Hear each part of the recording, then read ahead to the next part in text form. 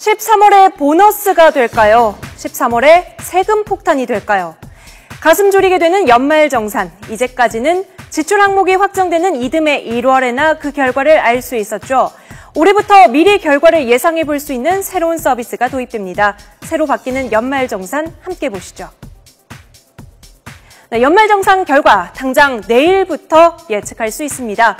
국세청 홈택스에서 지난 9월까지 사용액을 토대로 정산 결과를 제공합니다. 남은 2달 절세 전략도 세울 수 있겠죠. 공제 신고서 작성도 손쉬워집니다. 홈택스와 간소화 서비스가 연동돼 연금, 저축, 의료비, 기부금, 신용카드 같은 항목별 공제 한도액이 자동으로 입력됩니다. 공제 항목을 누락했을 때는 나중에 경정 청구를 해야 하죠. 이때도 청구서를 전부 새로 쓸 필요 없이 기존 명세서에서 필요한 부분만 고치면 됩니다. 어렵게 계산을 마친 연말정산 자료 일일이 출력해 회사에 가지고 가는 것도 일이었죠. 이제부터는 회사의 자료 파일을 온라인으로 보내면 회사가 알아서 연말정산을 마무리해줍니다.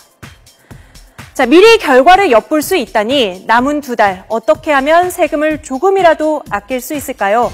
조회 결과 신용카드 등의 사용액이 연봉의 25%를 넘었다면 연말까지는 공제율이 높은 현금이나 체크카드를 쓰는 것이 유리합니다. 고한석 기자가 홈택스 이용법과 절세 전략을 자세히 알려드립니다. 세금별 납부, 조회 사이트를 모두 통합한 국세청 홈택스입니다. 공인인증서로 로그인해 연말정산 메뉴로 들어가면 연말정산 미리 보기 항목이 나옵니다. 먼저 올해 1월부터 9월까지 신용카드와 현금 영수증, 체크카드 사용액을 확인합니다. 총 급여를 입력하면 신용카드 사용액 등을 바탕으로 올해 연말정산에서 세금을 얼마나 돌려받을지 아니면 더 내야 할지 계산해서 알려줍니다.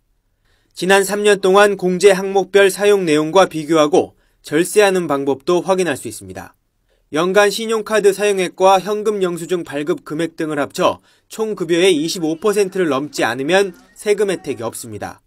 그러나 미리 보기 결과 9월까지 사용액이 25%를 넘었다면 앞으로 남은 2달은 공제폭이 큰 현금과 체크카드를 사용하는 것이 좋습니다. 내년 1월 실제로 연말정산을 할 때는 예상 세액을 자동으로 계산해주는 서비스도 제공합니다.